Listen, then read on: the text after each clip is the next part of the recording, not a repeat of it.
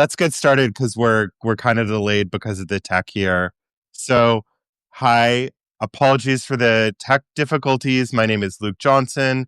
Welcome to this live stream on the Public Sphere Substack with Hugo Dixon, who's commentator at large for Reuters and a journalist, political entrepreneur, and philosopher.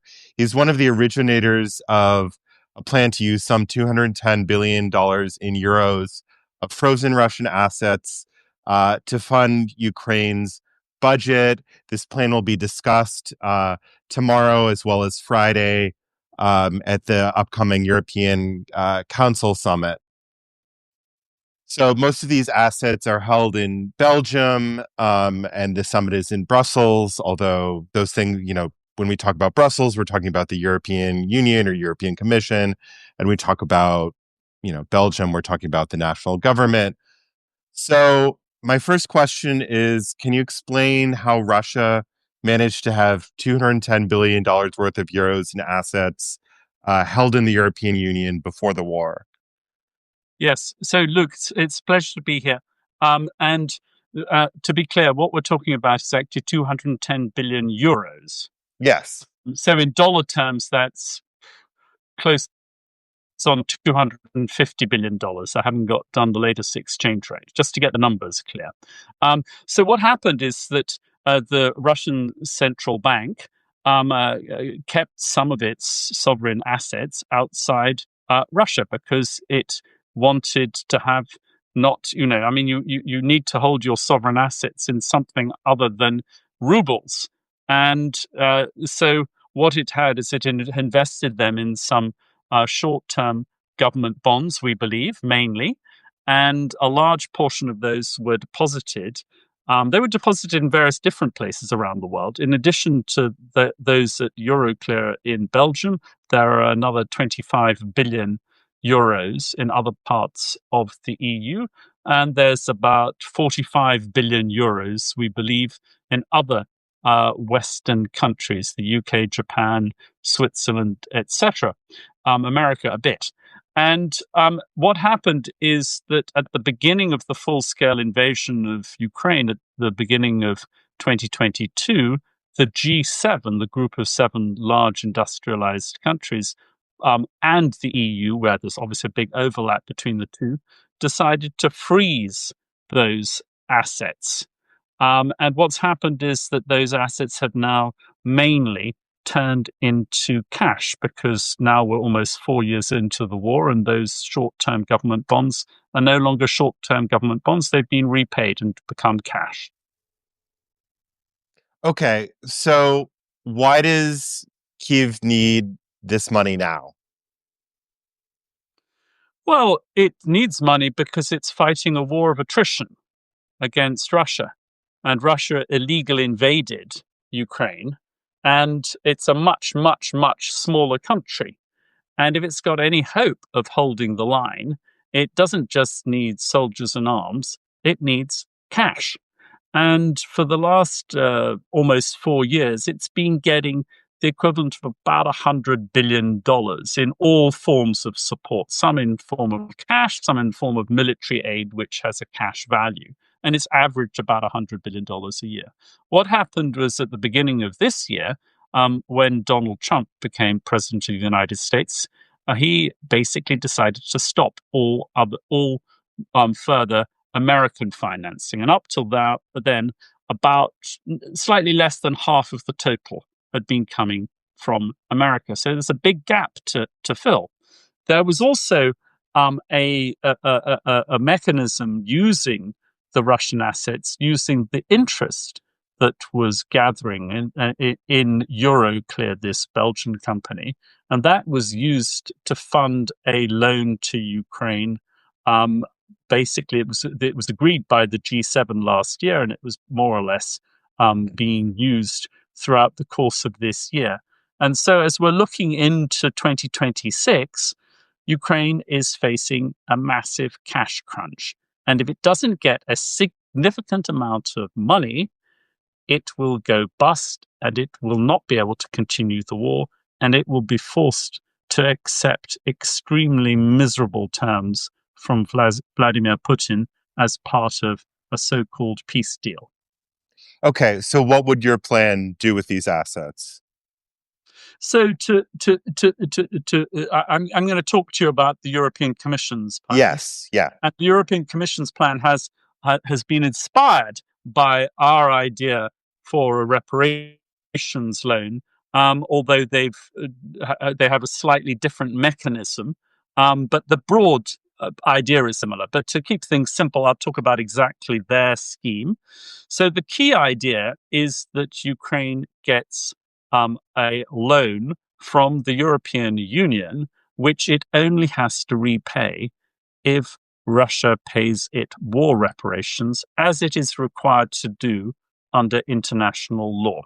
So that's the key idea. Now, in terms of where the cash that comes from to make this loan, what would happen is that Euroclear and the other financial institutions within the EU, where there are these frozen Russian sovereign assets, would be required to lend the cash that has now accumulated there. As I explained, it's turned from assets into cash.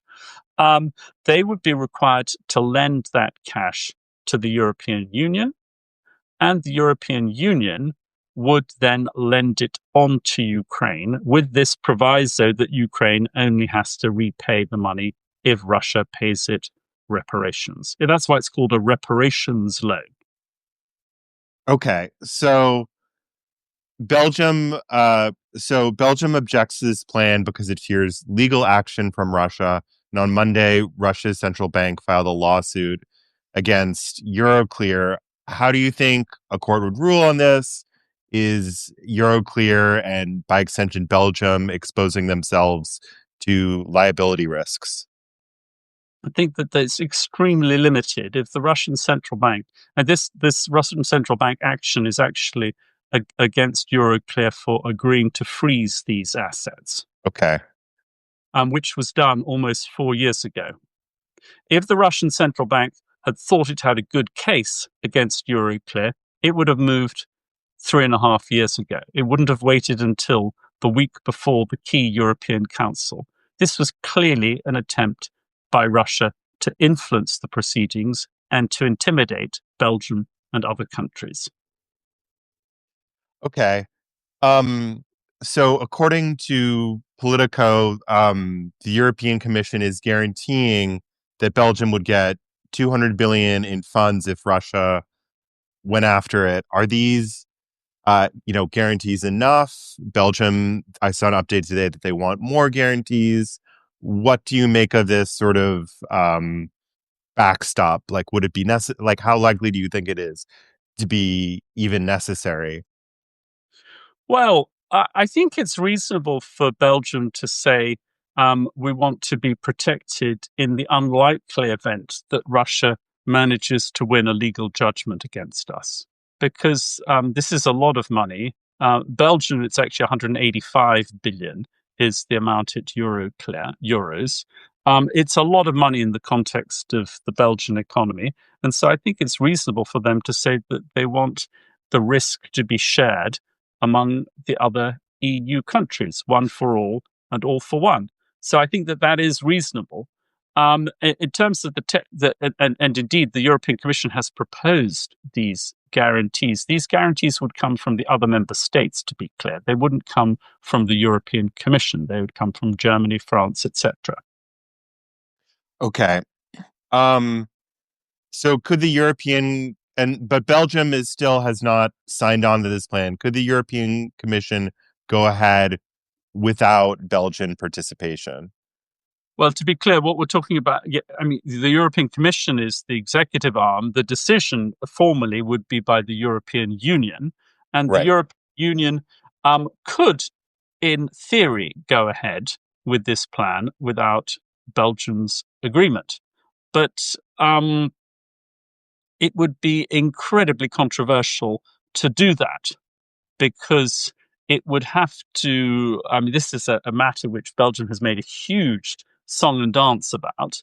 And normally, even if you can move ahead with what's called qualified majority voting, which is more or less votes accounting for 65% of the population of the EU, it would be very unusual to do that and highly controversial to do that against the wishes of the member state which was most affected. There's also a question of what would happen if the EU, the European Union, passed this law and the Belgian government refused to instruct Euroclear to hand over the cash.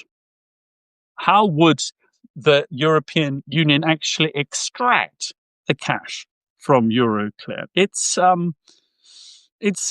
very complicated issue. So I think this is why the German Chancellor Friedrich Merz said today that it was 50-50 whether there would be a deal tomorrow.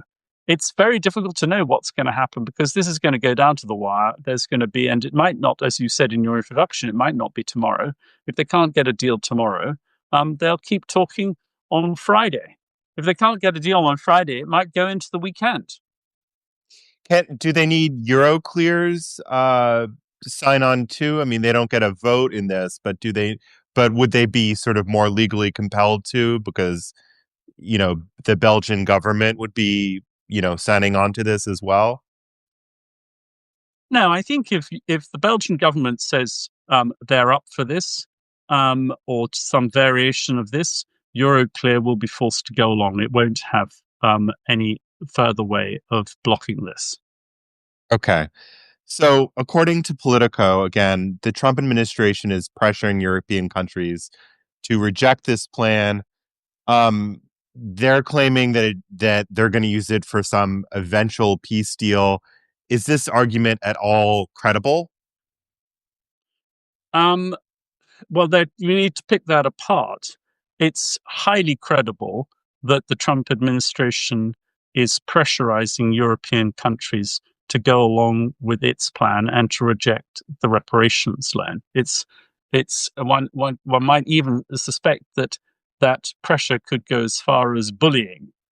But in terms of whether it's got a credible peace plan, that I'm much more skeptical about that because obviously we haven't got an agreed position on what the peace plan would look like. But from the latest discussions and the latest reports, what the Trump administration is pushing Ukraine to do is to remove its military forces from this part of East Ukraine called the Donbass, which it still holds. And most of that has already been gobbled up by Russia, but there's a bit, quite a strategically important bit, which Ukraine is still holding on to.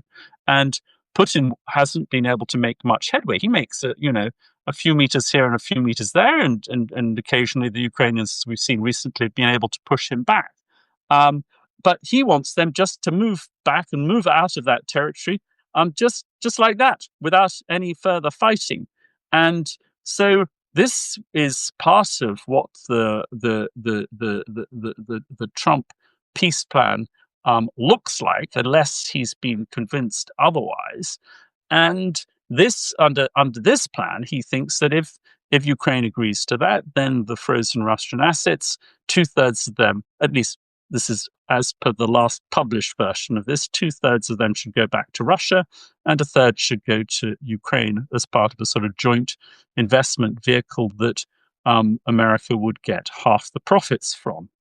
Now, that's a very, very different proposal from what we're proposing and what the European Commission is proposing, which is that this money should go to Ukraine and it should be able to use it, if necessary, to defend itself against Russia. And that would then put Ukraine in a much stronger negotiating position vis-a-vis Vladimir Putin. And instead of having to give up territory without a fight, they might be able to get to a position where they could have a ceasefire roughly along the current line of the military front line. And that would be much better for Ukraine than what Trump has been proposing. And we don't even know that Putin would accept what Trump is proposing. If Ukraine says yes to what Trump is proposing and Trump goes to Putin, Putin may say, well, actually, I want a bit more. And so this is a very, very bad proposal. This so-called peace deal for Ukraine. But if Ukraine runs out of money, it won't have any other option but to do that.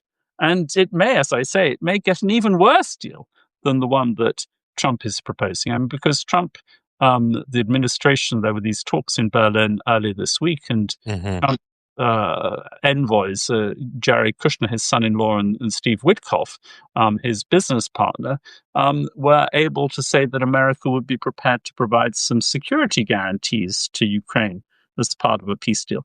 But when Donald Trump says, maybe I'll do this, maybe I won't do, maybe I'll do this, maybe I'll provide a security guarantee, you're not really sure it's going to be there. And particularly if Ukraine is weak and Trump goes back to Putin and says, look, I've got this deal for you. And Putin will say, well, he might say, I'll accept the deal, but without any security guarantees. And maybe Donald Trump will say, okay, I'll go and see what I can do. And Ukraine really won't, if it has no money, it won't have a leg to stand on. It'll have to accept whatever is forced down its throat.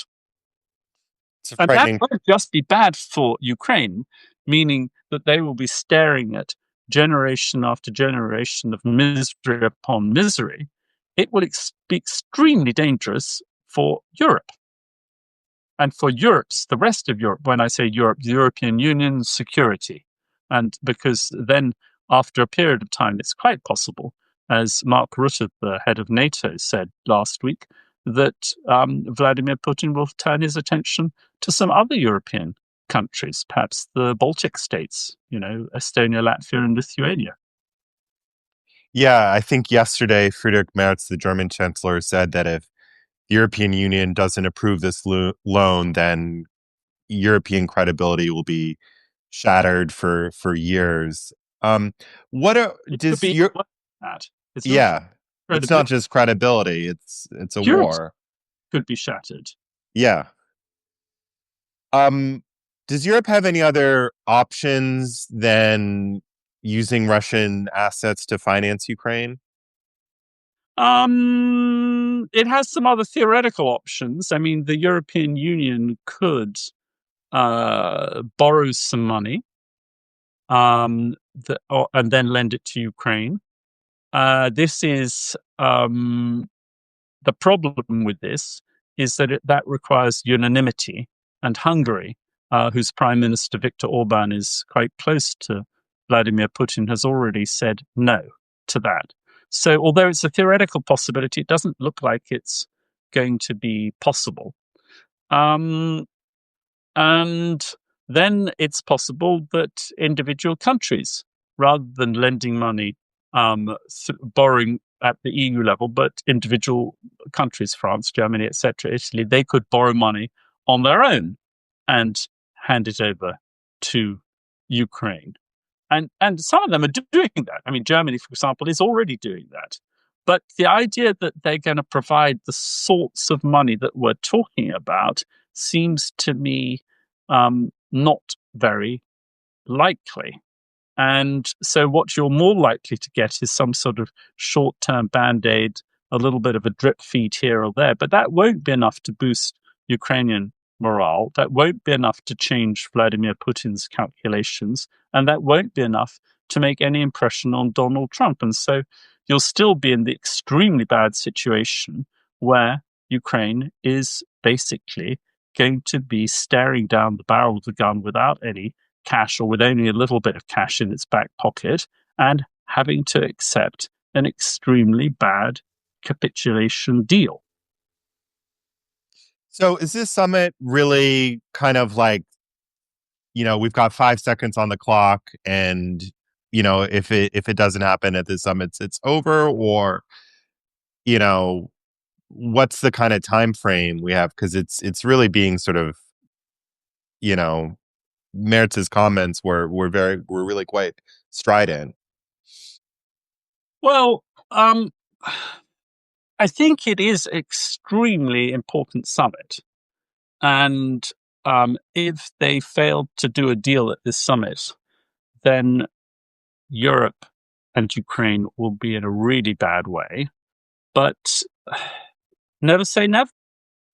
I mean, it's one of the things that some people are talking about is a fudge situation at the end if they can't do a deal at the summit. Because let's remember, there was one important thing that the European Union did last week, which is it froze these Russian assets indefinitely. Before that, they were frozen 6 months at a time.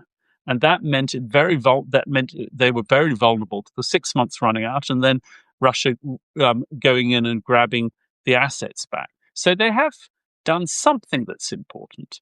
Now there is, as I said, one of the ideas doing the rounds is that if they can't get a deal in the next couple of days, they will come up with some sort of fudgy compromise statement which says we're going to do some more work on the topic and come back to it after Christmas. And I don't think that that will be very impressive, as I said, to either Ukraine, Putin, or Trump. And as we know, Trump is moving quite fast on this topic. He wanted a deal by Thanksgiving. He didn't get one. He's now been saying he wants a deal by Christmas. If the EU says, well, we're going to go away for Christmas and the New Year, and we'll come back in January, but we didn't manage to do a deal in October and we didn't do a deal in December, but don't worry, we're going to figure it out in January. Um, Yeah. well, maybe people will believe that, but there's a risk that they will say, well, you know, you've had your chance, move over. Yeah. Yeah. So But just never say never. I mean, never say never. I wouldn't even exclude the possibility that they might all come back after Christmas and before New Year. I mean, this is an emergency for Europe. And, if Yeah. I was the German chancellor or the French president, I would be saying we've got to do a deal. And I must say, I think it's very disappointing that that Macron, the French president, isn't playing a much more active role in this. If he was, joined at the hip with Friedrich Merz pushing this scheme, there would be a much, much better chance of it getting over the line. Well, that's Uh, very interesting because he's all about European sovereignty. well, yes, and so I think that if he believes and he does believe in the sovereignty of Europe and strategic autonomy is his phrase. The last thing that he should want is for Trump and Putin's bullying to prevail, for this reparation loan to sink, and for then Ukraine to be forced into a capitulation deal. So I hope that even at the last moment, we'll start to see that Emmanuel Macron is much more forceful on the topic. Okay. Well, a lot of things to watch, and apologies for the tech again, but thank you so much for explaining this. Pleasure. All right. Thanks. Take care. Have a Bye. good afternoon. Bye.